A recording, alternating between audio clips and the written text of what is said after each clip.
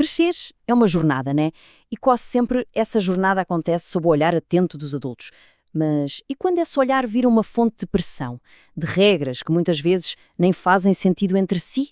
Pois é, vamos explorar exatamente isso. Como essa vigilância toda acaba moldando tudo na vida de um jovem, desde os passatempos até à própria segurança. No fundo, a experiência de amadurecer sempre vem com essa dúvida, né? Quais são as regras do jogo? E mais importante, quem é que define essas regras? Para muita gente, a sensação é exatamente essa, de estar andando numa corda bamba, tentando equilibrar expectativas que mudam o tempo todo. E aqui está a maior contradição de todas, o grande nó da questão. De um lado, o jovem escuta: "Nossa, você já é um adolescente." Do outro vem o aviso: "Opa, calma aí. Criança namorando na escola? De jeito nenhum." É um empurra-empurra constante. Te cobram para crescer rápido, mas quando você mostra sinais de que está crescendo, te punem. Não faz sentido, né? Então, vamos começar por aí. Parte 1. As regras confusas do crescimento. Imagina só essa situação, a do Devin, um garoto de 14 anos. O pai dele chega e solta essa frase. E porquê? Porque ele gosta de assistir a desenhos e de jogar uns games educativos. Coisas que ele curte de verdade. Para o pai, não importa o que o Devin gosta. O que importa é o que ele acha que o filho deveria gostar, invalidando completamente o gosto pessoal do garoto. E tem até uma lista do que ele deveria consumir. Animes, Naruto, Gugu, futebol. Percebe? A pressão não é só para ele parar de fazer uma coisa que gosta, mas sim para adotar um pacote de interesses que outra pessoa decidiu que é o correto para a idade dele. A escolha pessoal dele? Simplesmente não vale nada. E este tipo de policiamento não para nos hobbies, não. Ele vai muito além, se estendendo para a forma como os jovens passam o tempo e até mesmo para o que sentem uns pelos outros. Vamos para a parte 2. Brincadeiras e amores vigiados. Olha só essa outra situação. Os personagens Hank e Ginger estão lá, se divertindo com videogame. Aí vem um aviso. E não é um aviso qualquer, é uma ameaça. Se continuarem jogando, vão ficar burros e fracassar na escola. A diversão, o lazer, é colocado como um inimigo direto do sucesso do futuro. E o nível de controle só aumenta.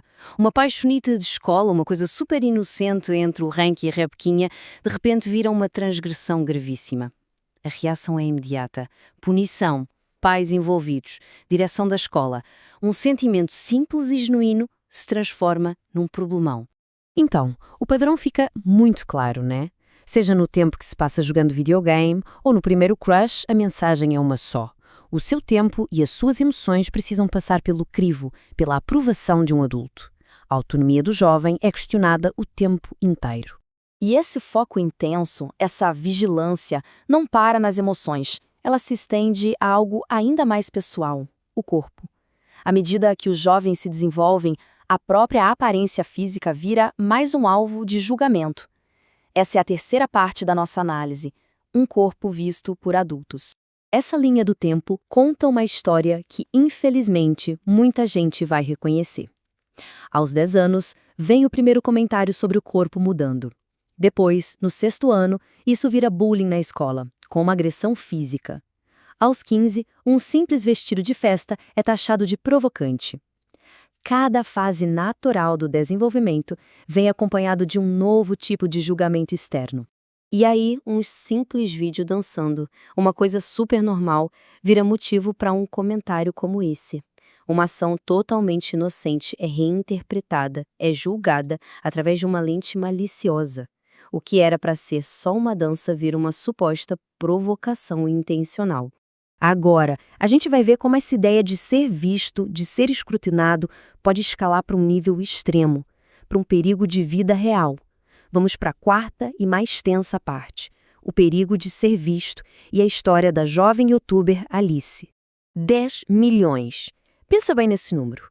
10 milhões de seguidores. Essa era a audiência massiva da Alice, que a tornou uma figura pública desde muito cedo. Só que essa visibilidade toda trazia com ela um perigo que ninguém da família dela estava preparado para ver. E esse foi o número de mensagens que um único stalker enviou para ela. 3.456 mensagens, cheias de conteúdo obsessivo, perturbador, e que a mãe dela, no começo, simplesmente ignorou, achando que não era nada demais. O plano do Stalker foi de uma crueldade inacreditável. Ele não só encontrou o nome secreto dela, ele criou todo um círculo de amigos falsos, usando até modificador de voz para enganá-la. Ele construiu uma relação de confiança, se tornou porto seguro dela, para depois usar tudo isso contra ela. O golpe final foi fingir a morte de uma dessas amigas para atraí-la para uma armadilha. E esse é um momento arrepiante. Depois de prender a Alice em casa, o Stalker revela a farsa com essa frase. Imagina o choque. Todo o sistema de apoio, de amizade que ela achava que tinha, era uma mentira. As consequências foram simplesmente devastadoras. Depois do resgate da Alice, a mãe dela, na delegacia, sofreu um ataque cardíaco, completamente esmagada pela culpa de não ter dado a devida atenção, de não ter protegido a filha. A negligência inicial se transformou numa tragédia familiar. Bom, vamos amarrar tudo isso na nossa conclusão, navegando no labirinto. Quando a gente olha para todas essas histórias em conjunto, desde as esquetes de desenho animado até esse relato real e aterrorizante, a gente consegue ver que, no fundo, todas elas falam do mesmo desafio fundamental. O que fica claro é isso: existe uma pressão enorme para se conformar, uma vigilância constante sobre os afetos e os gostos. O corpo vira alvo de julgamento. E na era digital, os perigos da superexposição são reais e podem escalar de uma simples pressão para um perigo de vida. Todas essas histórias mostram um mundo onde crescer é navegar sob um olhar externo que é intenso e muitas vezes bem confuso, onde a linha entre cuidado e controle é perigosamente fina.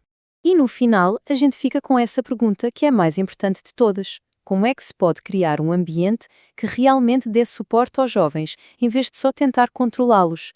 Um espaço onde eles possam explorar quem são de verdade, em vez de só ouvir o tempo todo quem eles deveriam ser.